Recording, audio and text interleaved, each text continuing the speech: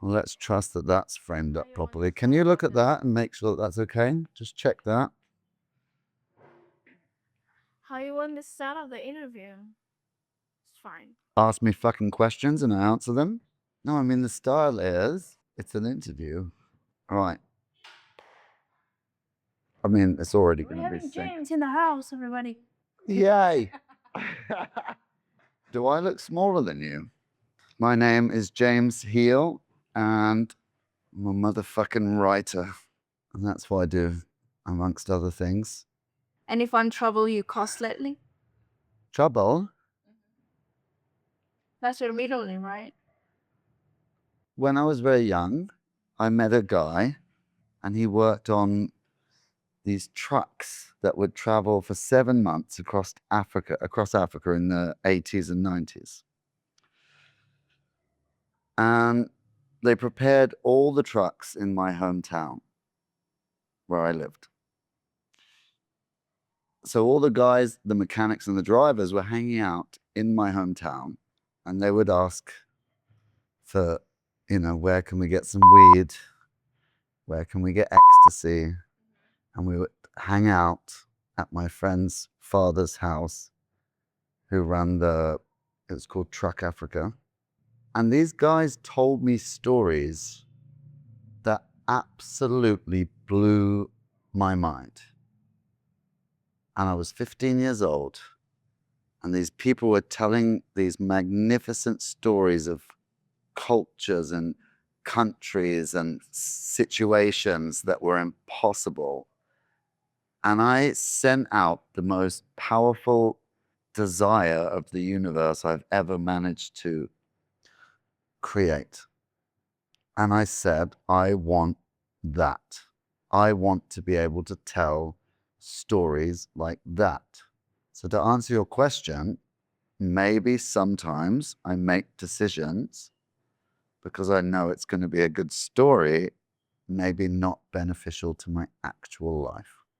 I didn't necessarily want to tell the stories to people, but sometimes I am telling those people those stories live. And to be honest, as a writer, it's probably the worst thing you can do, which is why I have to separate myself from people sometimes when I write, like go to cities where I don't know people and write, because the energy of telling your stories and then writing them, you only have so much energy for that. So either you're telling your audience that's going to read them, or you're telling somebody that you met in a bar or, an after party or in a club at 4 a.m. So it wasn't necessarily to tell the stories for me. It was more about having those memories and experiences. It was later that I became a raconteur. So I'm gonna do my due diligence that I've heard. You make a debut as a writer and making a book. Yeah, I've written 2 books that are in pieces, and I'm trying to formally melt and mold this single concept together, which is called Don't Look at the Moon. And when you read the book, you'll understand why it's called that.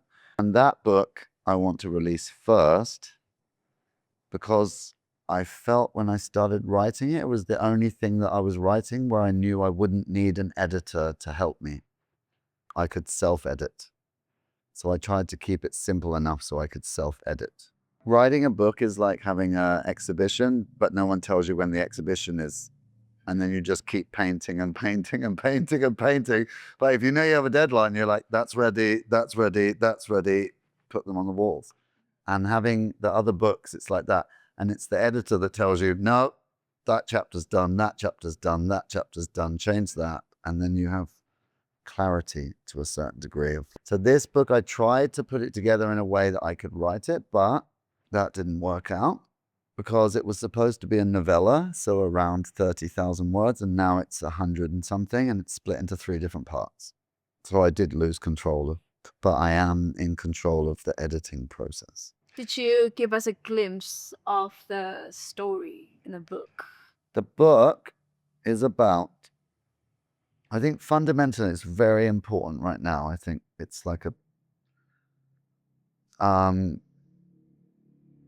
I think the more the more access we have to education and understanding and knowledge, and that's been completely globalized now. So we can learn anything about any different culture. We can't run from it. We can't hide from the realities.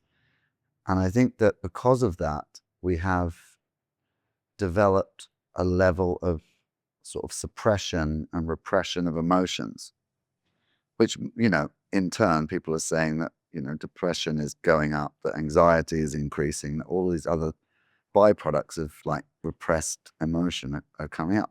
So the book essentially is about like absolute repressed emotions so that you can become an adult and a grown-up and what it takes to do that, but then kind of pulling at the thread of that and seeing what happens when it all unfurls. But specifically I think people might think the main female character is a sociopath, but I think she learned to be a sociopath. I think she learned to be sociopathic, borderline psychopathic in order to cope with the real issues she had to deal with on a day-to-day basis. So the book is about her release mechanism, which is allowing herself to cry, where outside of that, she regulates her emotions within a very small confine, but has to, let the steam out so everything doesn't explode. Is there any inspiration where it come from, or a muse? Yeah, all my fucking ex-girlfriends. All my exes melted into one character, and also other people's exes that I've spoken about. The main male character, who's not the main character, but who's a big part of it, is called James. And that may seem narcissistic that I'm calling that person by my own name, but I was raised as Jamie. So when I call myself James, I'm almost trying to understand who that person is. Because I understand who Jamie was. Jamie's this young kid who's the youngest of 5 older brothers in a big family that grew up in a certain way and hung out with certain types of friends. But assuming my actual name that's on my passport, that came later. And who is that person? And so I think it's already in 2 books, this one and another one I'm writing, where the main character, who's male, is James. And again, not the main character, but there is the main leading male character. I don't know why all the leading characters in my books are women. Maybe that's because they seem to define things more acutely and more like final than any men in my life. I grew up with, like I said, 5 older brothers. So maybe women were more important or alluring or exotic. It's more like foreign. It's a different concept. Yeah. It's something I'm looking at and going, oh, wow, what are they thinking and doing? That's when I realized that women are disgusting and they describe sex to each other in the most brutal ways that guys would never be able to do. And it's ruthless. And I've been, traumatized from my early days of listening to women talk about sex versus What kind of woman that you surround yourself with? these English women. Even more refined women go into much greater detail than men ever would dare. When you think that if you thought you were being judged that way sexually. Whereas a man would be like, oh yeah, fuck that girl last night. Oh yeah, was she good? Yeah, end of it. Yeah, well, as a general rebellion, I've done the opposite. Because they want to like muscles things. No, but I'm the opposite. I'd rather fight rather than talking. I'd rather talk than fight. And I also I am happy to talk about these subjects with people. And I need to start charging for the therapy that I give, because then I'll be rich. Everybody knows writers are very poor. Anyone want credit. But therapists are rich, and the amount of therapy I give on a day-to-day basis is getting out of control right now. It takes for you to make this novel. Okay, had I have not been an idiot, it would have been out a year and a half ago. If I'd have just gone, let's make a simple 30,000 word novella, that was the length it was supposed to be. And now it's not. And then, yeah, it's just gradually evolved. So now it's 3 years. It will be 3 years when it's finished, which is not finished right now. Parts 1 and 2 are finished. Part 3, I'm still deciding how to end it. Not how to end it, how to lead into the ending. The end was written years ago. Quite important. End was written immediately. Like, I knew what the end was going to be immediately, because you have to have that. It's how you get there. I can take a long road or a short road. So delivering an ending sometimes a little bit tricky. Some books that I feel like it's such a great journey reading it, and the ending was not delivered really well, and I was like, Yeah, I think the ending is almost like, it's like the great TV series of our time, you know? It's like Breaking Bad, the last episode, awful. Seinfeld in the 90s, last episode, awful. Friends, final episode, awful. So you can't expect too much from the ending, but I think I cut my ending off before what would be the actual end, and then the reader will write the rest of it. That's the way I believe writing should be done, or is done. And I mean, this is a theory, is that I prompt, to use like a very modern term, I prompt the reader's imagination, and I only write 30% of the story, because 60% is carried out in the reader's brain. And I write in a very cinematic way, or I've been told this, that I write in a way that creates full visual. Everyone asks me, like, this has to be a movie. I'm like, no, you just watch the movie when you read it. But the movie will be shit. What you just read, what you saw in your head, that's what I wanted to happen. I don't want to see it fixed on the screen and it's like same for everyone. I'd rather the people make that other half, or more, like 60% in their minds, and build the characters and the locations and everything in their minds, and I'm just stimulating it and then guiding it, rather than trying to write it. Like, my favorite writers do that. And the very old, if you go back like to like the Victorian writers, like Charles Dickens, they always introduce a character and then they describe them completely. And it's completely unnecessary to do that. If you give an ounce of their character and their gestures and a couple of little moments, the reader will create that character immediately in their head. You don't need to describe their cheekbones, their nose, their teeth, their lips, their shoulders, how their posture is, which is very like Victorian way of writing. And the more you go through, you know, how people wrote, the more they leave those things out and trust the reader to fill in the gaps. People's minds are incredible. Their imaginations are incredible, and you just need to stimulate them. And then this is why people read, because they want their imagination stimulated. People that don't read, they're missing out, and they just want their mind raped by 20-second fucking reels, just 7 seconds over and over again. It's a very different thing. It's not inspiring. You're not exercising that imaginative part of yourself unless you're reading.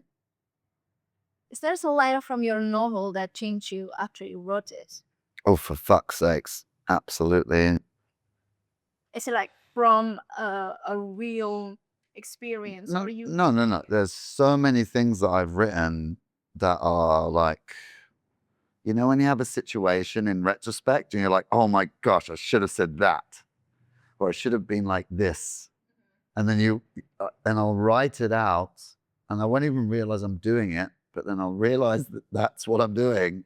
And then I'll realize like something completely new about the whole system, you know, the whole the human interaction system. And then it'll be like, oh, fuck, I fucked up. I could have done this. or I could have said that at that moment. And those moments are kind of very profound. There is a part of me that really wants to be like generally just quoted all the time. And this is the most egotistical thing. I would love people to say quotes that I wrote and then attribute them to somebody else more famous, but like at least people are like quoting some of the things, because you feel very clever when you stumble across a certain sequence of words that just feel like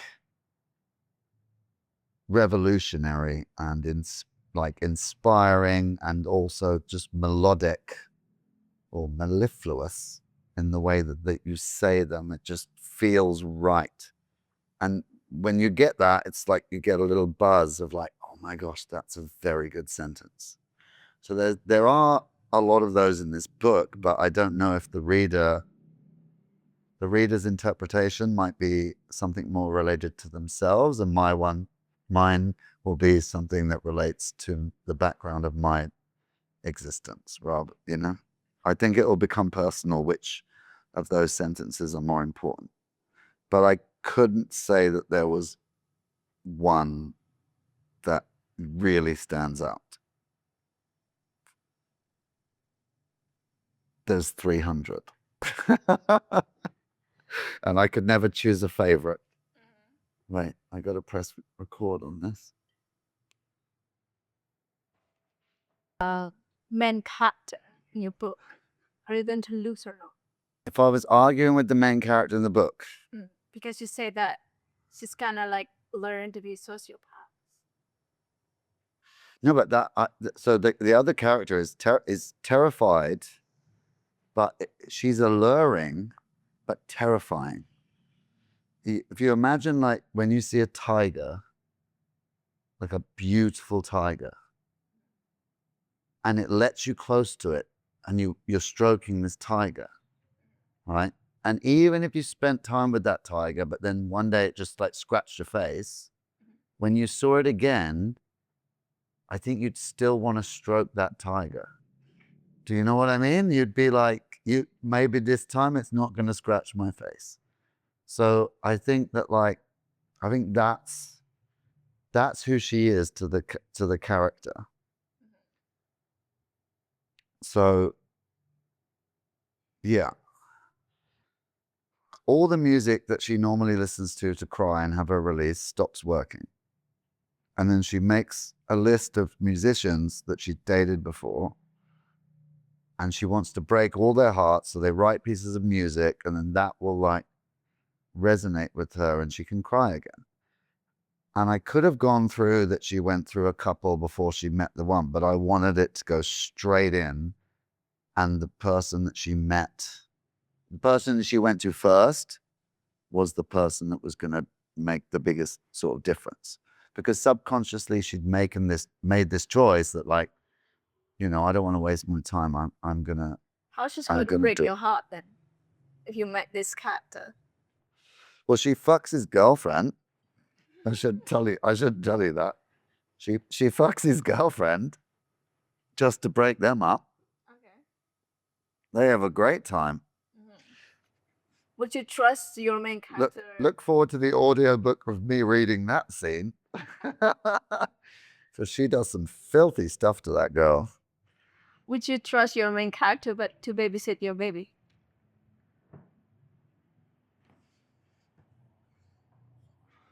Not more than twice. Maybe 3 or 4 times, but not too many times, no. Would you introduce her to your parents? Wow. Now I'm trying to think of the composite parts of this person. Well, there's one person that has met. There's one of the, because it's not one person at all. It's multiple people. Because nobody could be this extreme. This is like the worst of a lot of different people. And those people are all very nice to a certain degree, but this is like the worst part. So one of those people that's part of the composition of who the main female character is, Natasha, has met my parents and they hate her. My mother, not so much, but my father specifically doesn't like her. But that's because I don't think he'd ever seen me that broken before. So, Is there any words you can describe in a good way about your main character other than alluring, beautiful? no. Like the Nothing. no. Really good things. Absolutely, like determined, like an unbelievable level of just getting up and carrying on. Of like this beautiful, hopeless, wonderful optimism, just moving forwards and going, I can make the world this shape. I can make my world this shape. I can make my world like this. It like never giving up and constantly pushing forwards to try to shape the world in a way that we all kind of try and do, but like we're not quite sure why we're trying to shape it that way. But we just try and shape it some way, and then we're like deal with what we've done afterwards. So yeah. And on the male character's side, he's more like pretending that he has everything together. That's more like men in general. Yeah, but he absolutely doesn't. And That's he's exactly what it is. No one knows that. they don't have it together. They're just pretending they have it together. So that's what he's doing. But the book is written in a way that you hate either character and love them in equal but opposite measures throughout the book, because that is the truth of the situation. Like as soon as you can feel empathy for a character, you forgive them. But they have to do something bad first for you to forgive them. So you're gonna hate them at that point, and then you're gonna forgive them afterwards when you realize that, oh fuck, that's a consequence of this scenario and this and this and this, and then that all leads into the, two people. I think what did I write? It's a story about two like beautifully broken people. Just beautifully broken. Like you couldn't, but they're all based on everything is based on real things that happen. There are not many things in the book that I made up, that I just completely made up from scratch. There are gaps I filled in between, but the main stories, the most unbelievable things actually happened. Mm-hmm. So if you could describe your book as a food. As a food, Yeah.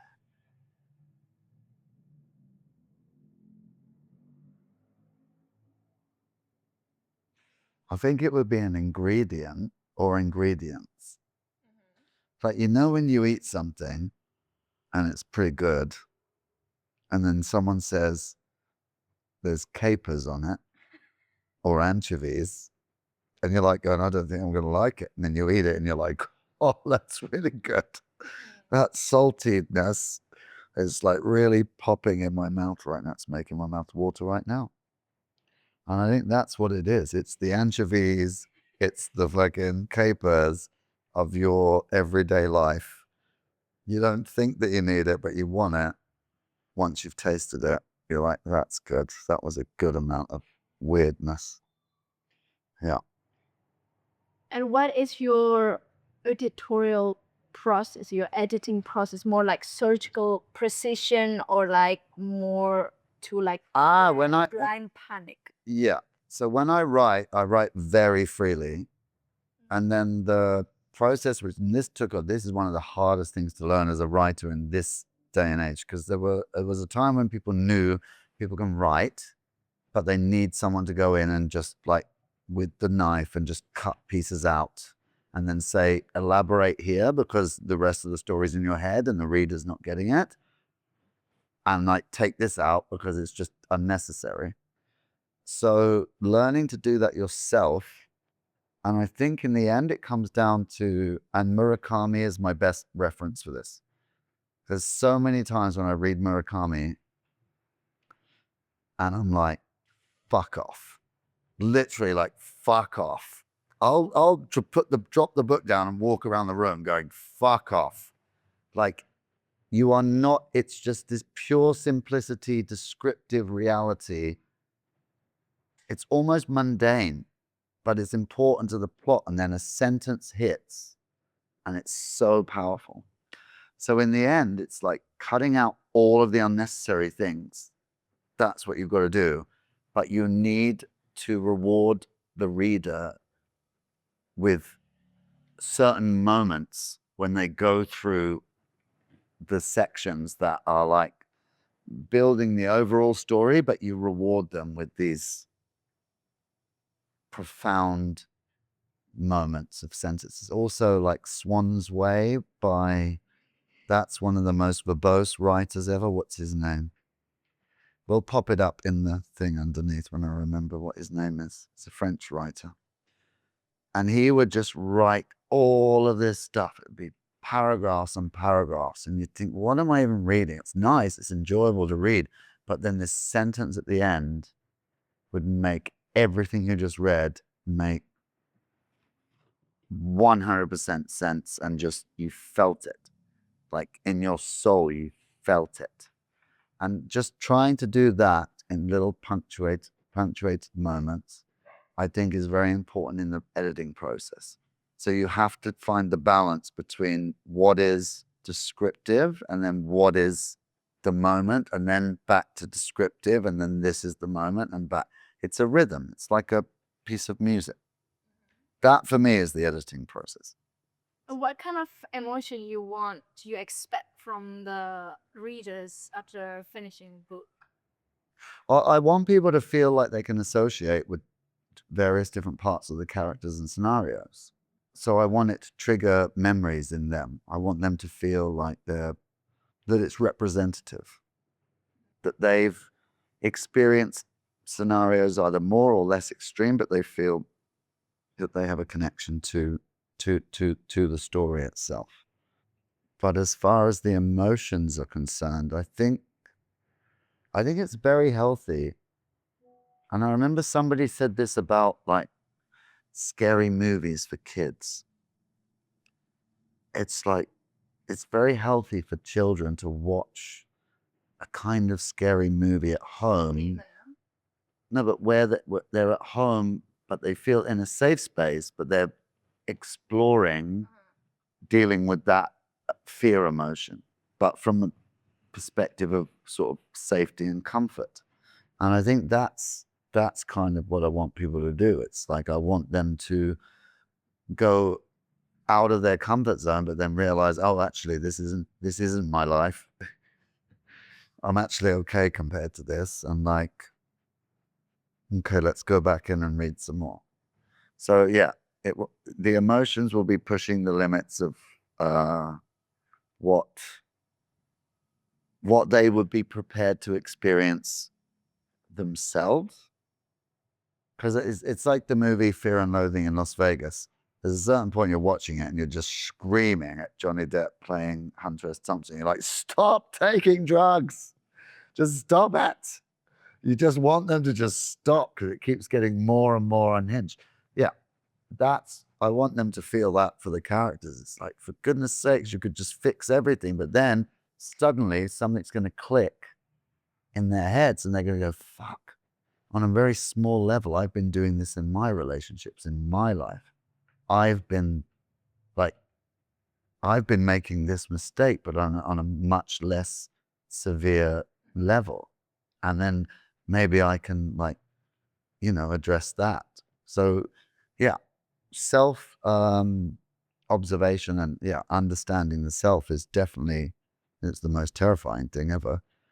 And that's something that I would like to come from people reading the book.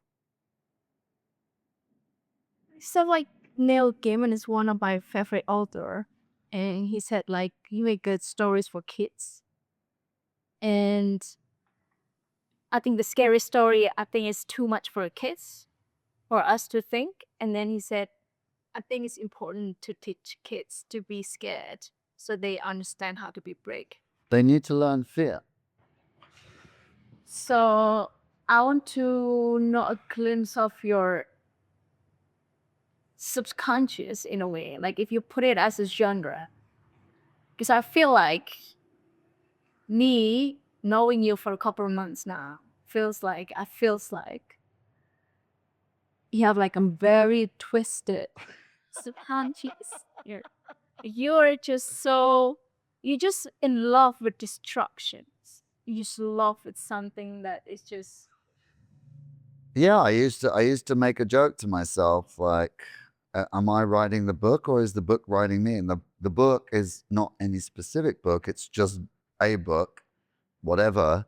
It's like, am I writing the book or is the book writing me? And I actually stopped writing for 2.5 2 years. And then I ended up in Istanbul and I just started writing, but because I've written for some magazines. So I just thought, right, I'll just write short articles, like, 2,000 words. I'll just write something that would be sort of like a travel-based, like experiential, travel-based story, which is not about, say, Istanbul, but this is what happened to me while I'm there. A very sort of, gonzo approach, like Hunter S. Thompson style, but without, that level of drugs and debauchery. But like, I I started writing that and I felt so good. And I was sitting in these cafes and just writing and writing and writing and writing. And then suddenly I went, fuck, this is the book. It's back. And that was like the first book. And I realized I've just been writing that. It was like that. It was the end of that part. And the 2-year gap was just preparation for me to write the next part of the book. And I was writing it. And the craziest thing is, in between, when I stopped writing, life got even more hectic. So I thought if I stop writing, then everything will calm down. It got worse when I stopped writing. did you in a way manifest your own words? Like I said from the very beginning, all I ever wanted, and I would love to have the power and desire and the purity of a 15-year-old boy right now to try to, do what people say, like manifest something. But this is setting an intention. So when you're 15, you're coming to the point where you're fully establishing your superego, like, and evolutionarily speaking, that would keep us alive. So that's the learning point. You learn to stay alive on this planet between 0 and 15. If you were living in the jungle, that's when you would be, I need to learn how to survive. And by 15 years old, you'd be an expert and you'd be teaching the kids and going kind of forwards.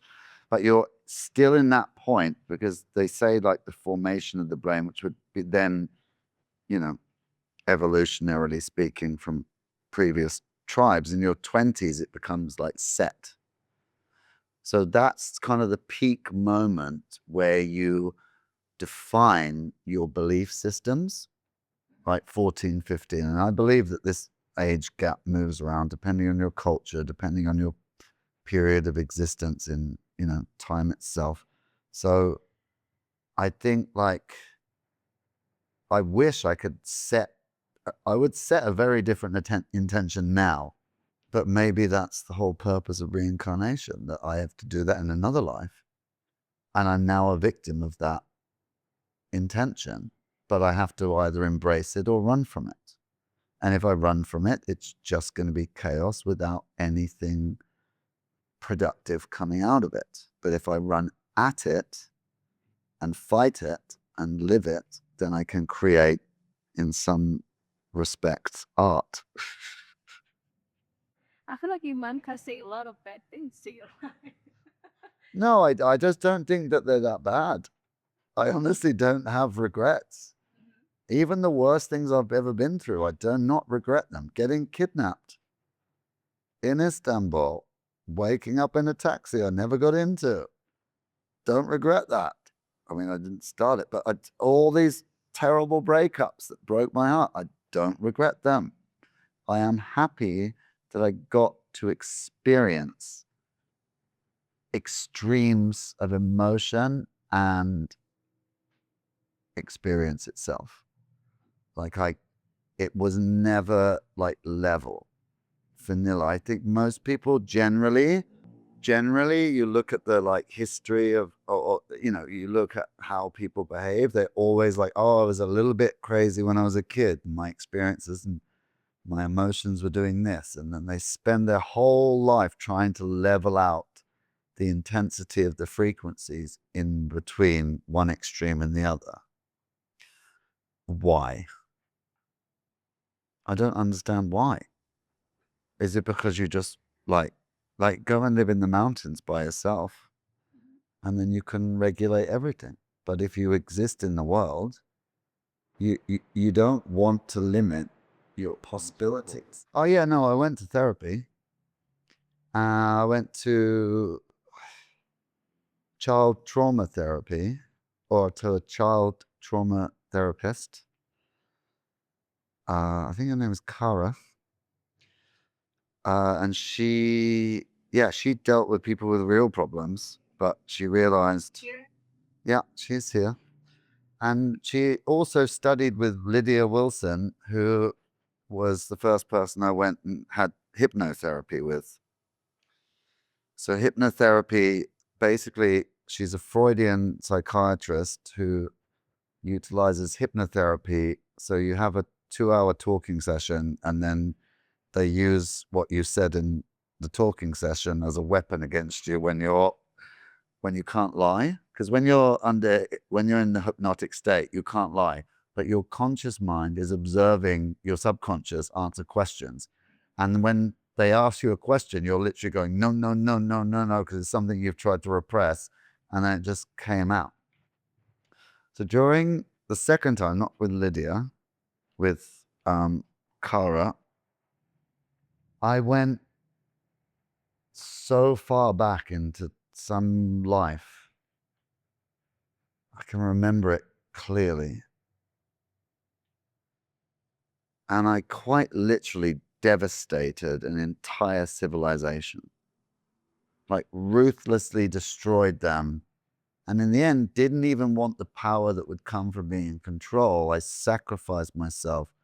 I remember I was in this crystal temple and it was like pointed into the sky, and there was a big ceremony and my soul left my body and I went somewhere else, which I believe might have been where we are right now. And now I have this, my fear is being that person, not what I'm going through now. So therapeutically, like what I'm going through now seems completely chill. This level of chaos is very chill compared to devastating an entire planet. Like just fucking ransacking and destroying it and burning it, like in a very like Mongolian early days of like Genghis, not even his sons, like that kind of thing. That's what I was doing. So this is like fully chill. So yeah, therapy, my therapy is writing. And my therapy is giving other people therapy. Because all therapists are a little bit fucked up.